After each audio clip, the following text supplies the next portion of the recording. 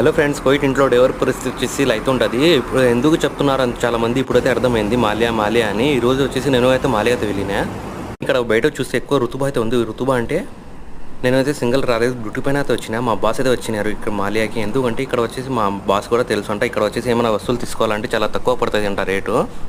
ఇంటి దగ్గర నుంచి అయితే మాల్యా అయితే వెళ్ళాలని చెప్పినారు, కానీ ముందు అయితే ఈ షాప్కి అయితే వచ్చినారు ఏదో తీసుకోవాలని బట్టలు. నేను కూడా బండి అయితే పార్కింగ్ పెట్టేసి నేను కూడా లోపలికి వచ్చేసాను. ఎందుకంటే బయట వచ్చేసి రుతుబా ఎక్కువ ఉంది. రుతుబా అంటే వేడి ఎక్కువ ఉంది బయట అయితే. ఇంకా ఇక్కడ షాపింగ్ అయిపోయిన తర్వాత వచ్చేసి మాల్యా తెచ్చినా చూసినది అయితే మాల్యా బీచ్ అంటే.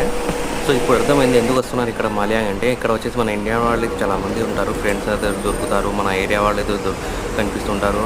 కానీ మా ఇంట్లో అయితే చుట్టూ లేదు.